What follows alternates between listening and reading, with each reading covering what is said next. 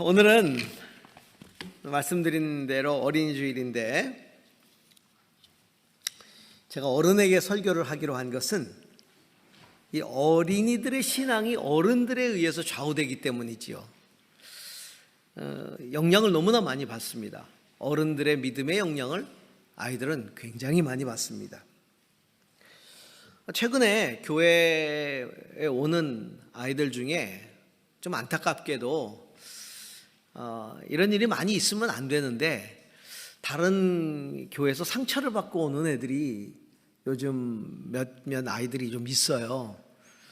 그래서 왜 상처를 받았나 물어보면 교회 이제 어른들이 아이들에게 좀 상처를 준 거예요. 말로 상처를 주고 또 차별하고 이런 일들이 있어가지고 애들이 이제 상처를 받고 상처 주지 않는 교회를 찾는다고 해서 온 거죠. 교회가 다음 세대를 부흥시켜야 되는데 도리어 상처를 주어서 떠나게 하는가, 참 안타까운 마음이 들어요. 기성세대들은, 교회 안의 기성세대들은 다음 세대가 자꾸 쇠퇴하는, 영적으로 쇠퇴하는 이유를 자꾸 교회 밖에서 찾으려고 합니다. 반성경적인 교육이 너무 강해서 그렇다.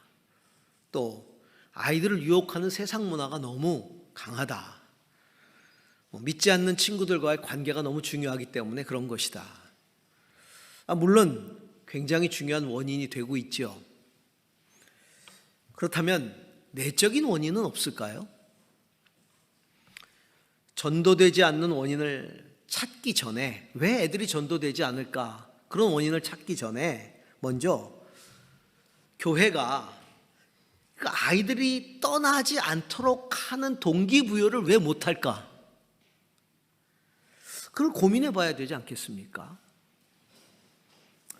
교회에 머무를 수밖에 없는, 교회를 떠날 수 없는 강한 동기가 부여돼야 되고, 또 떠나간 아이들 혹은 믿지 않는 아이들을 교회로 이끌 수 있는 그런 요인들에 대해서 저희가 고민해 봐야 되지 않겠습니까? 그동안 교회는 지상명령을 따라 다른 민족에게 복음을 전하는 선교, 우리가 이걸 수평적 선교라고 하는데 이 수평적 선교를 참 많이 해왔습니다. 제가 어제 한 기독교 뉴스를 보다가 깜짝 놀란 건 요즘 우리 주변에 자꾸 이제 교인들이 줄어드니까 우리나라도 이제 믿는 퍼센트가 지금 한 15%까지 떨어졌다고 하지 않습니까? 그러니까 전 세계적으로 영적인 부흥이 이제 쇠퇴하나 보다 이렇게 생각을 했는데 기독교 인구가 세계적으로 더 많이 늘어나고 있어요.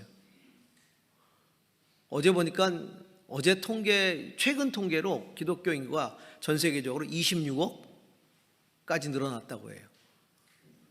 그 도대체 어디서 기독교인이 많이 생긴 거지 보니까 이제 20세기까지는 소위 그 북반구, 이 세계 지도를 보면 북쪽으로 부흥이 많이 일어났는데 지금은 남반구 쪽에 폭발적 부흥이 일어나고 있다는 거죠. 중남미 브라질만 해도 기독교인이 믿는 사람들이 4천만 명이 넘는다고 그래요. 그러니까 어마어마한 거죠. 이 남반구 쪽에 중남미, 아프리카, 동남아 이런 쪽에 폭발적인 부흥이 지금 일어나고 있다는 겁니다. 그러니까 하나님은 지금도 역사하고 계시죠. 그렇게 수평적인 우리가 부흥을 위해서 우리가 최선을 다하고 있는데 그에 반해서 전 세계적으로 이 밑에 수직적인 선교, 우리 다음 세대들을 믿게 하는 그 일들이 매우 어렵다는 겁니다. 우리나라만 해도 지금 다음 세대 복음화율이 4%, 5% 이렇게 얘기를 하니까 여러분 4%, 5%면 어느 정도 숫자입니까? 100명에 5명이란 얘기죠. 50명에 2명, 25명에 1명이란 얘기죠. 대학에 한 과가 25명이라고 보면 그 과에서 예수 믿는 애들이 1명, 많아야 2명이라는 얘기죠. 참 굉장히 심각한 지금 상황입니다. 수직적 선교, 우리는 이 수직적 선교를 등한시해서는 안 되는 거죠. 굉장히 중요한 그런 과제인데, 그럼 어떻게 우리가 이 수직적 선교에 헌신해야 할까요? 오늘 우리가 읽은 본문은 우리에게 몇 가지 중요한 과제를 주고 있습니다. 첫 번째는 영적인 멘토링입니다. 다음 세대를 위한 헌신, 그것은 영적인 멘토링을 바르게 해야 된다. 거기서부터 시작된다는 겁니다. 영적 신앙의 계승으로 늘 거론되는 인물이 다니엘이죠. 다니엘은 그 당시에 가장 고대 근동의 강국이었던 바벨론의 침공으로 포로로 잡혀갑니다. 그러니까 왕족들 그 자녀들을 다 잡아갔죠. 주전 605년 느부갓네살 왕이, 바벨론의 느부갓네살 왕이 침공해서 이스라엘의 그 소위 왕족 귀족들을 다 잡아가서 그 아이들을 다 잡아가가지고 바벨론의 인재로 키워내기 위해서, 바벨론에 충성하는 인재로 키워내기 위해서 교육을 시키고 훈육을 시키죠. 그 훈육하는 과정 중에 다니엘이 음식을 먹는 일에 있어서 문제가 생깁니다. 사실은 문화에 동화되게 만드는 것 중에 하나가 음식이거든요. 그러니까 음식은 문화와 뗄래야 뗄 수 없는 관계에 있어요. 그래서 바벨론에서 아이들을 훈련시키고 바벨론 사람으로 동화시키는 일에 왕이 내린 온갖 좋은 음식들을 먹게 하고 왕이 원하는 교육을 시키게 하고, 그야말로 이제 왕실 교육이죠. 그런 걸 시키게 하는데, 그 음식 가운데는 율법이 금한 음식들이 가득하다는 겁니다. 이방 신에게 제사를 드렸던 음식, 그리고 율법에 먹지 말라고 한 음식, 이런 것들이 있는 거예요. 근데 다니엘은 그걸 거절했어요. 오늘 다니엘서 1장 8절에 보니까 다니엘은 뜻을 정하여 왕의 음식과 그가 마시는 포도주로 자기를 더럽히지 아니하리라 하고 자기를 더럽히지 않도록 환관장에게 구했다. 이게 뜻을 정하여 라고 돼 있죠. 결심했다는 얘기입니다. 그 음식을 먹지 않기로 결심했다는 얘기죠. 이 뜻을 정하여, 저희들 교육관 벽에 뜻을 정하여 라고 붙어 있잖아요. 바로 이 말씀이에요. 어떤 대가를 치르더라도 신앙적인 가치를 지키리라고 뜻을 정했다는 겁니다. 다니엘이. 나는 하나님의 말씀을 어기지 않겠다. 다니엘이 잡혀올 때가 10대였습니다. 10대 초반. 뭐 많아야 중반. 10대 아이가 노예로 잡혀온 거예요, 지금. 노예로 잡혀와가지고 그 최강국이었던 그 강대국의 왕이 은혜를 베풀어서 이 아이들에게 교육도 시켜주고 좋은 음식도 먹게 해주고 그렇게 하겠다는데 거부하는 거예요. 이거는 죽겠다는 얘기하고 다를 바가 없는 거예요. 이게 어떻게 가능할까요? 어떻게 그렇게 뜻을 정할 수 있을까요? 그렇게 붙잡혀 와가지고 국가 권력의 조직적이고 제도적인 시도들을 이겨내고 그는 신앙으로 그것들을 극복해낸 그런 사람이에요. 그렇게 뜻을 정하니까 하나님께서 은혜를 베푸셔서 그 음식을 먹지 않도록 해주셨다라고 오늘 성경은 말하고 있어요. 그러면 어떻게 20대 아이가 이런 생각을 할 수 있을까요? 무서워서 사시나무 떨도 떨고 시키는 대로 해야 되고 그래야 될 나이에, 그래야 될 상황에 어떻게 그렇지 목숨 걸고 내가 생각하는 가치를 지키겠다고 뜻을 정할 수 있을까? 누가 얘를 이렇게 키웠죠? 다니엘을 누가 이렇게 키웠을까요? 다니엘이 이렇게 뜻을 먹고 목숨 걸고 그 가치를 지키겠다고 만든 사람이 있을 거 아닙니까? 뭐 태어나면서 그렇게 되는 거 아니잖아요. 우리가 어떤 가치를 고수할 때는요, 어떤 영향을 절대적으로 받는 뭔가가 있는 거예요. 내가 읽은 책이라든가, 내가 영향을 받은 스승, 또 어떤 사람과의 만남, 이런 것들로 그런 어떤 마음을 정하는 것이지 그냥 자연스럽게 되는 게 아니거든요. 그러면 다니엘이 이런 마음을 품을 수 있도록, 그렇게 뜻을 정할 수 있도록 영향을 끼친 사람이 누굴까? 분명히 영적인 멘토가 있었을 것이다. 멘토가 있었을 것이다. 왜? 제가 왜 이걸 멘토라고 표현을 하냐면, 그 당시에 이스라엘, 그러니까 다니엘이 포로로 잡혀갈 당시에 이스라엘은 국가적으로 영적으로 완전히 타락해 있던 시대였거든요. 온 백성이 영적으로 다 타락해 있었어요. 신앙을 지켰던 그런 시대가 아니에요.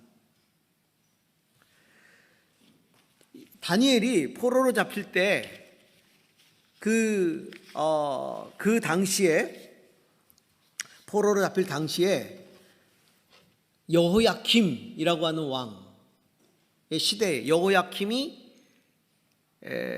통치한 지 3년 지났을 때 포로로 잡혀가거든요. 그 3년 전에 누가 왕이었냐면 여호아스라는 사람이었는데 3개월 통치했어요. 둘이 형제예요. 3개월 하고 그 다음에 폐위되고 여호야김이 통치해서 3년 지났을 때 포로로 잡혀간 거거든요. 그러면 그 이전은 누구냐 말이에요. 여호아스 이전은, 여호아스는 요시야의 아들이에요. 요시야 왕.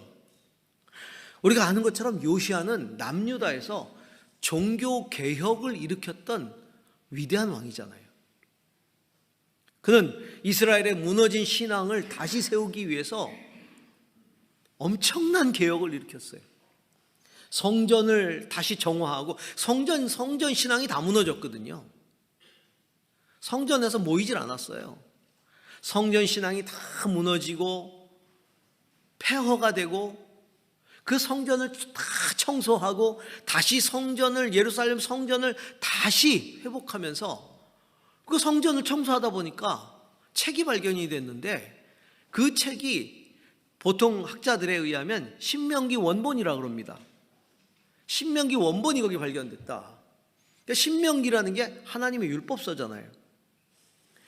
율법서를 발견해서 읽어보니 지금 현재의 이스라엘 백성들이 얼마나 하나님으로부터 벗어나 있는지, 하나님의 뜻으로부터 벗어나 있는지, 하나님을 진노케 하고 있는지 금방 나타나는 거예요.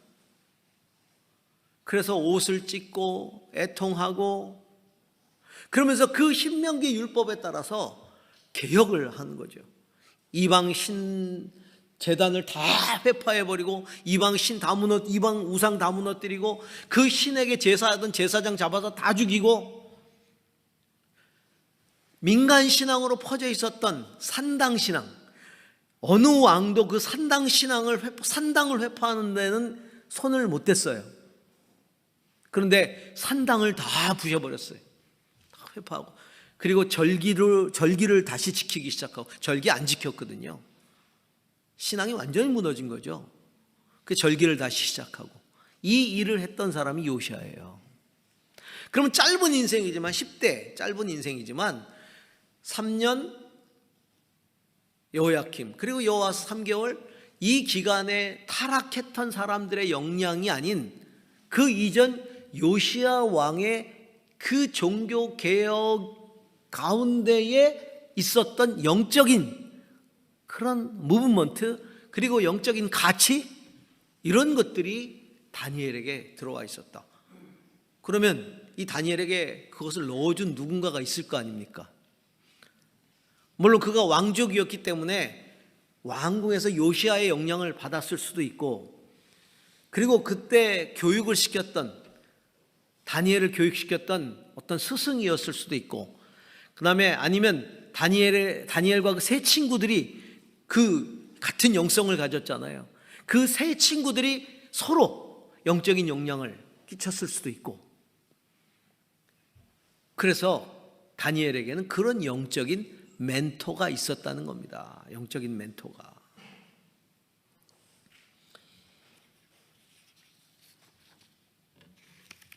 원래 이 멘토라는 게 그 그리스 연합국이었던 그 이타카라고 하는 곳에 왕인 오디세우스가 트로이와의 전쟁을 하러 떠나면서 자기 친구 멘토라는 사람에게 자기 아들을 맡기고 떠나죠. 내가 갔다 오는 동안에 우리 아들을 잘 훈련시켜 달라고, 양육시켜 달라고.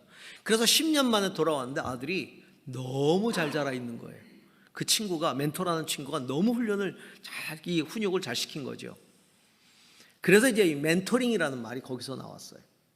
그렇게 훈련시킨, 다니엘을 그렇게 훈련시킨 그런 가치를 갖게 한 멘토가 분명히 있었다는 거죠.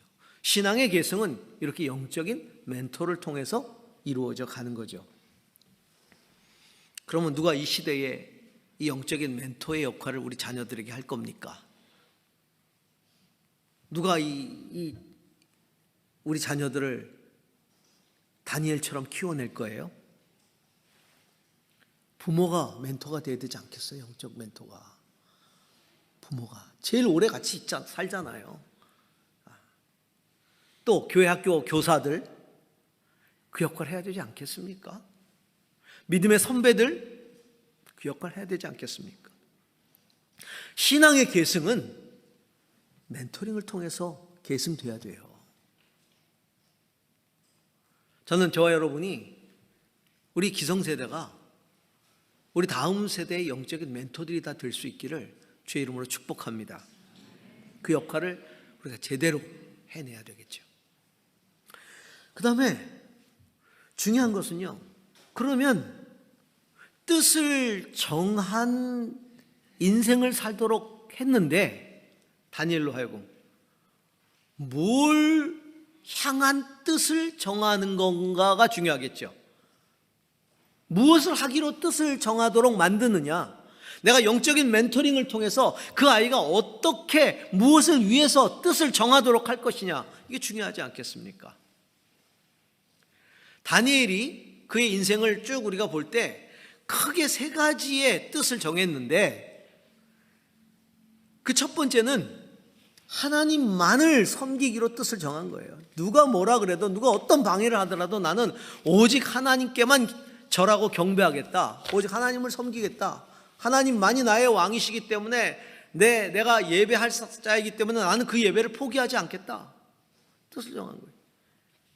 시기하는 사람들이 다니엘을 죽이기 위해서 왕 외에 어떤 누구에게도 절하지 않는 기간을 선포하도록 하고, 왕권에 대한 어떤 이 조언을 하면서 어느 기간 동안은 왕 외에 어느 누구에게도 절하게 하지 않는다.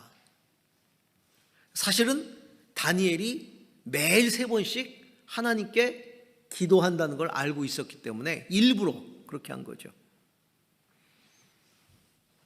그리고 만약에 그 기간 동안에 왕 외에 다른 누군가에게 절하거나 예배하거나 기도하면 사자굴에 던지도록. 다니엘이 어떻게 했습니까? 다니엘서 6장 10절을 한번 보시기 바랍니다. 다니엘은 왕이 금령 문서에 도장을 찍은 것을 알고도 자기의 집으로 돌아가서 다락방으로 올라갔다. 그 다락방은 예루살렘 쪽으로 창문이 나 있었다.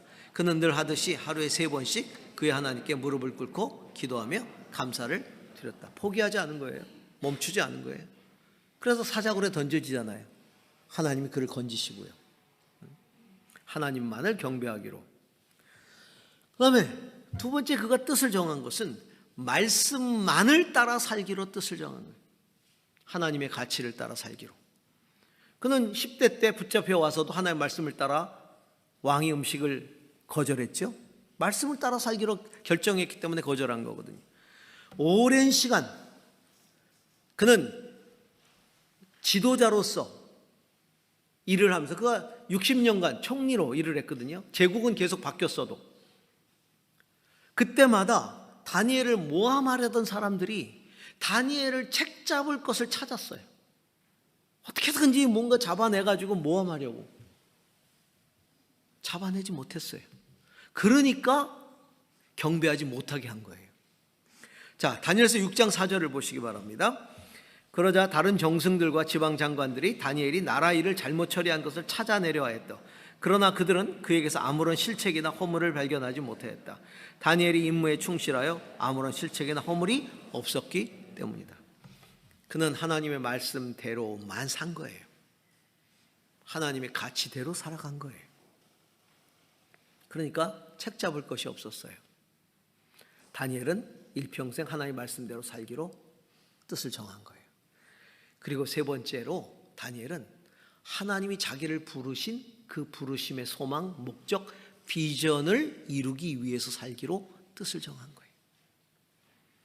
그는 포로로 잡혀가서 청소년 시절부터 자라가는 동안에 나라가 회복되지 않았어요? 그 나라를 정복한 제국은 계속 바뀌었어요? 그러나 당망하지 않았어요. 절망하지 않았어요. 비관하지 않았어요. 하나님이 여기 나를 있게 한 목적이 무엇인가를 분명히 알았어요. 그래서 그는 그곳에서 하나님의 목적을 이루는 삶을 살았어요. 제국들의 왕들에게 하나님의 꿈을 해석해주고 하나님이 제국들에게 하실 일에 대해서 이야기해주고 그리고 왕이 맡겨진 일에 대해서 흠잡을 수 없을 만큼 최선을 다해서 그 일을 했고 그리고 그의 그 헌신 때문에 그 왕들이 하나님께 영광을 돌리게 만들었어요. 다니엘서 6장 25절에서 26절을 보시기 바랍니다. 그때 다리우스 왕은 전국에 사는 민족과 언어가 다른 뭇 백성들에게 조서를 내렸다. 내 백성에게 평화가 넘치기를 바란다. 내가 다음과 같이 법령을 공포한다. 내 나라에서 나의 통치를 받는 모든 백성은 반드시 다니엘이 섬기는 하나님을 공경하고 두려워해야 한다. 살아계신 하나님이 영원히 다스리신다. 그 나라는 멸망하지 않으며 그 권세 무궁하다. 이방 왕의 입술에서 이런 고백이 나오게 만든 거예요. 반드시 모든 백성은 다니엘의 하나님을 공경해라. 그 하나님이 영원히 다스리신다. 자, 이런 다니엘이 뜻을 정한 이 세 가지 바라보면서 오늘 영적인 멘토로서 부모 혹은 선생님 혹은 믿음의 선배로서 내가 우리 아이들을 멘토링할 때 이 아이들이 무엇을 향해 뜻을 정하게 해야 할까요? 첫째, 나는 예수 그리스도만을 나의 구주로 믿겠습니다. 둘째, 나는 성경적 가치를 따라 살아가겠습니다. 셋째, 내 인생은 하나님의 비전을 이루는 인생이 되도록 하겠습니다. 뜻을 정하도록 해야 합니다. 저는 우리의 멘토링이 우리 자녀들에게 그렇게 뜻을 정하게 하는 그런 은혜가 되기를 소망합니다. 자, 세 번째로 하나님 나라를 이루어 가기 위해서 수직적으로 계속적으로 이어가도록 하기 위해서 계승하도록 하기 위해서 교회와 성도는 눈물로 기도해야 된다는 것과 영적인 이 풍토, 환경 이것들을 지켜가야 한다는 겁니다. 아이들이 교회를 떠나지 않도록 예수님이 십자가를 지러 가실 때 자기를 보고 눈물 흘리는 여인들을 바라보면서 나를 위해서 울지 말라. 너희와 너희 자녀들을 위해서 울라. 이렇게 말씀하셨어요. 왜 그랬을까요? 지금은 예수님이 불쌍해서 눈물을 흘리고 있지만 이 화려한 성전, 이 예루살렘 도성 곧 다 허물어질 것이고 다 멸망할 것이다. 그리고 그 백성들은 그 나라에서 살 수 없이 다 뿔뿔이 흩어져 버릴 것이다. 정말 주님의 말씀대로 주님이 안타까워하신 대로 AD 70년에 예루살렘이 멸망당하면서 로마에 의해서 완전히 멸망당하면서 자치권을 다 상실하고요. 성전은 다 무너져 버리고요. 아예 이스라엘 백성들은 이스라엘 땅에 살지 못하도록 그 이스라엘 나라 밖으로 다 흩어버렸어요. 그리고 그 땅의 이름도 이스라엘이라고 부르지 못하게 했잖아요. 블레셋의 땅, 팔레스타인이라고 부르게 하고. 그걸 주님이 알고 계시니까 주님의 가슴이 너무 아픈 거예요. 지금 나를 위해서 울 때가 아니라는 거예요.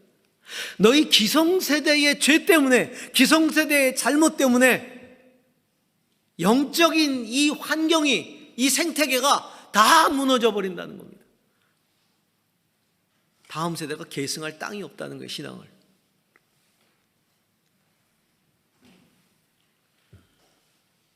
오늘 이 시대에 우리를 향해 주시는 주님의 말씀 아니겠습니까?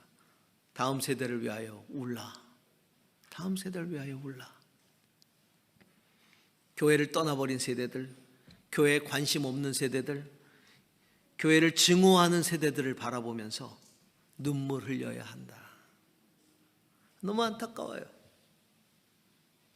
그나마 25명에 1명, 2명 있는 교회 다니는 아이들, 감히 부끄러워서 교회 다닌다는 소리를 못한다 그래요. 왜냐하면 교회에 대한 인식이 너무 나쁘기 때문에. 세상 그 아이들, 젊은 아이들 사이에 교회 그러면 어떤 생각이냐면 이상한 집단들, 비상식적인 집단들, 보통 사람 수준도 되지 않는 집단들, 그런 걸 왜 믿느냐 이거죠.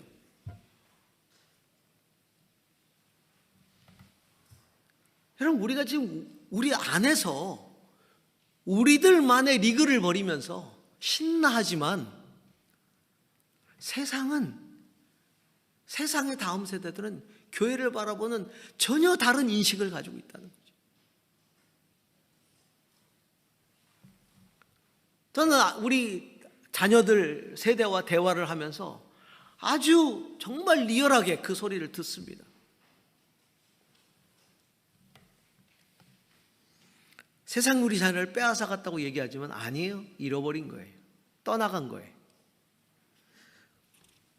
목회 신학이라는 잡지에서 저하고 인터뷰를 하면서 다음 세대를 위한 전략에 대해서 물어봤어요.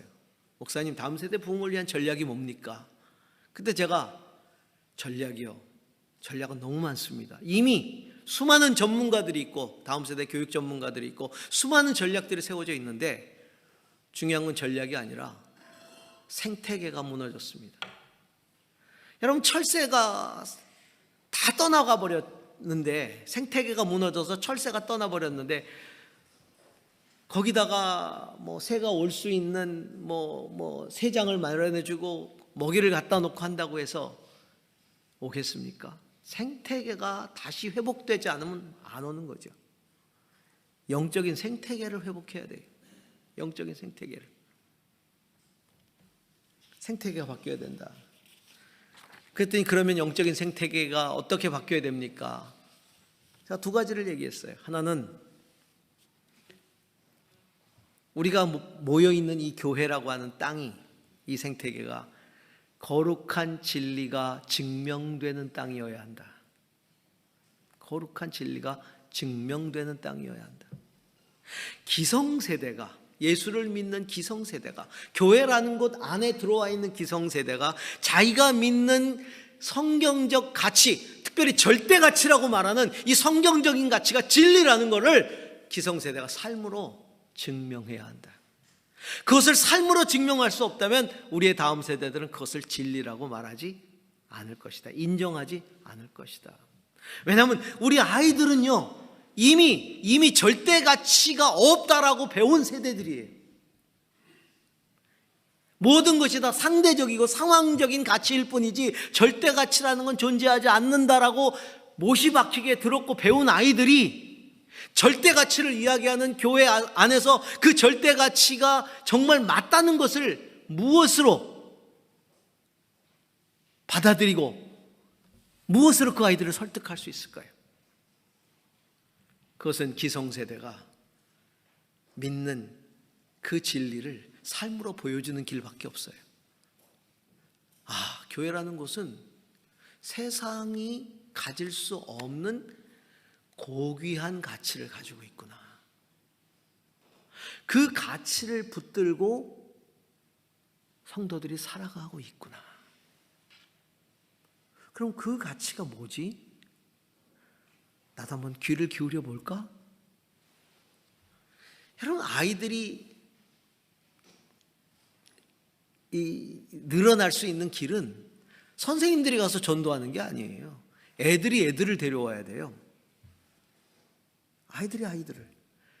내가 신앙생활하는 교회가 자랑스러워야, 자기가 이 가치에 대해서 확신이 있어야 아이들을 데려오지요. 한번 와봐.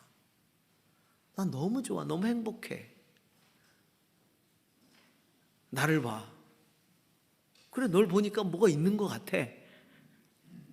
그리고 그 교회를 자랑스러워해야 되고 그렇게 데리고 올 수 있어야 되는 거죠.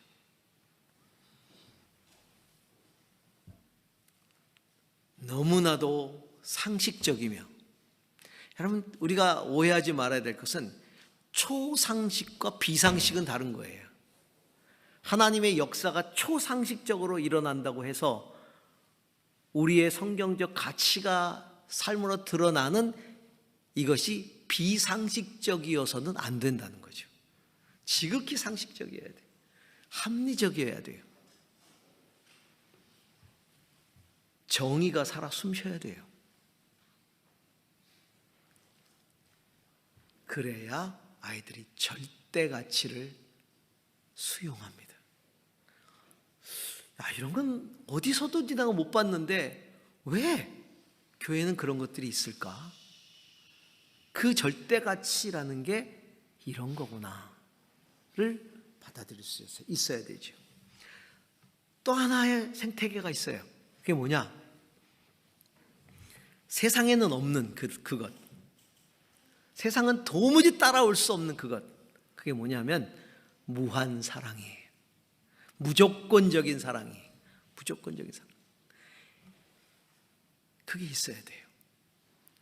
사람들은 말합니다. 요즘 애들은 너무 세대 차이가 난다고. 세대 차이가 나. 그 세대 차이가 나서 떠나는 거래요. 세대 차이가 나서 교회를 안 오는 거래요. 왜 세대 차이가 나게 만드셨나요? 세대 차이가 나긴 해요. MZ세대들 참 이해하기 쉽지 않죠? 여러분 MZ세대세요? 통하시는구나.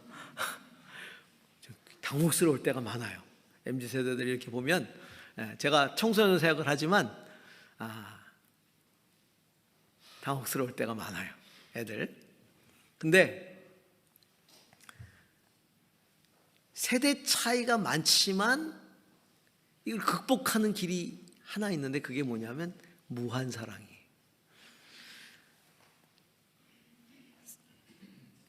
아이들이 세대 차이가 굉장히 많이 나지만 거기 가자 그러면 무조건적으로 좋아하고 발벗고 나서는 데가 있어요. 거기가 어디냐면 할아버지 할머니 집이에요.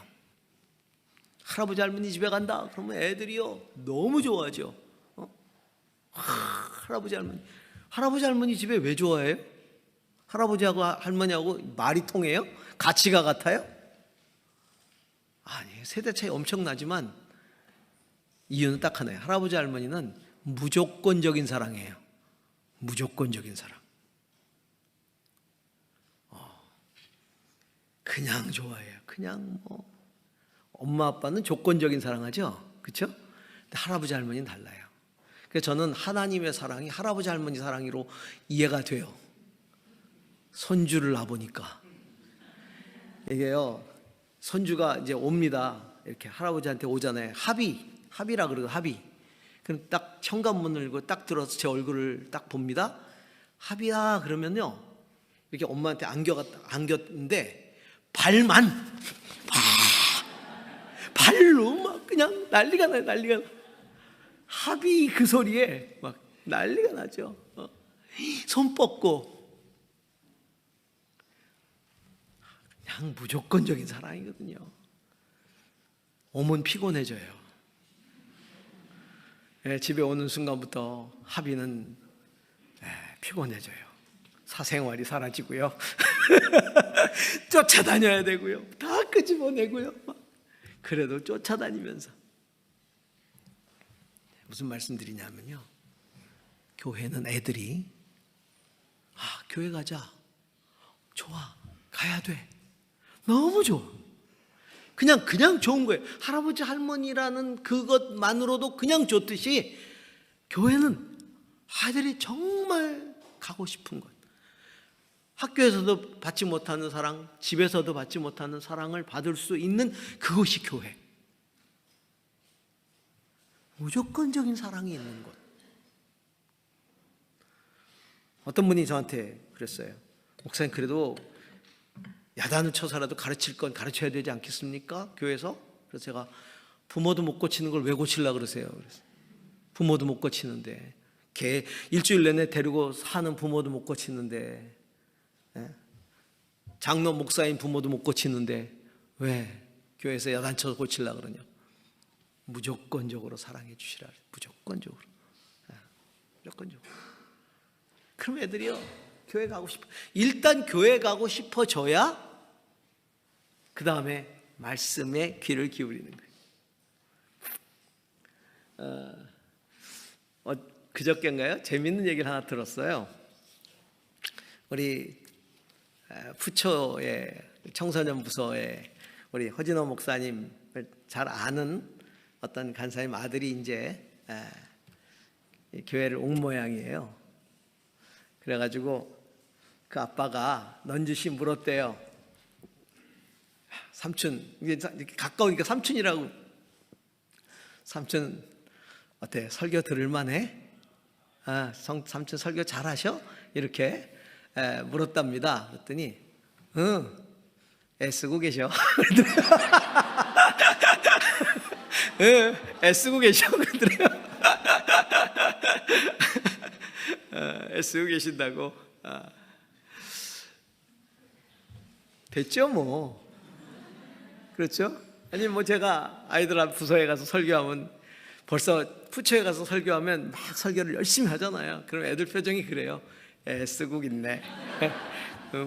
애쓰시네 그런 표정이에요.